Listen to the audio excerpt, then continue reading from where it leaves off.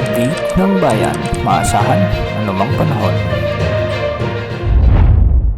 Magandang oras po sa ating lahat. Narito na ang latest update sa lagay ng ating panahon ngayon at sa susunod na 24 oras. Sa kasalukuyan ay umiiral ang northeast monsoon o ang amihan sa bahagi ng northern Luzon, samantalang intertropical convergence zone naman ang nakakaapekto sa Mindanao. Dahil nga sa intertropical convergence zone o ITCZ, makakaranas ang mga lalawigan o ang mga rehiyon ng Davao Region at Sorsogon ng maulap na kalangitan na may mga kalat-kalat na pagulan at pagkidlat, pagkulog. Ang mga lugar na ito ay makakaranas ng minsan ay katamtaman hanggang sa malalakas na pagulan, kaya posible ang mga biglang pagbaha at pagguho ng lupa. Samantala, amihan naman ang siyang nakakaapekto sa bahagi ng Cagayan Valley at Cordillera Administrative Region, kaya magiging maulap din ang mga kalangitan na may mga mahihinang pag-ulan. Samantala sa Ilocos Region ay magiging bagyang maulap hanggang sa maulap din ang mga kalangitan na may mga isolated light rains o yung mga mahihinang pag-ulan.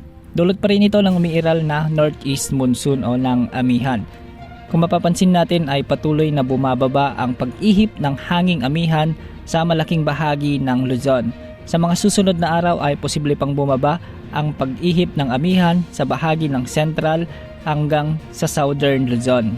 Ito yung tinatawag nating surge ng amihan o yung northeast monsoon surge. Ihanda na ang mga panlaban sa lamig dahil tiyak na sa mga susunod na araw ay giginawin hindi lamang ang ating panlabas kundi ang ating panloob na katawan.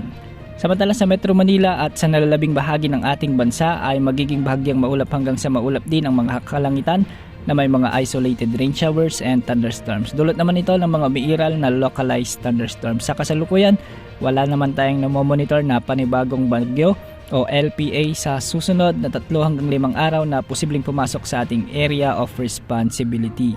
Bukas asahan pa rin ang pag-iral ng amihan na makakaapekto sa malaking bahagi ng Northern Luzon at asahan pa rin ang magiging maulan na panahon sa malaking bahagi ng Mindanao dulot naman ng intertropical convergence zone.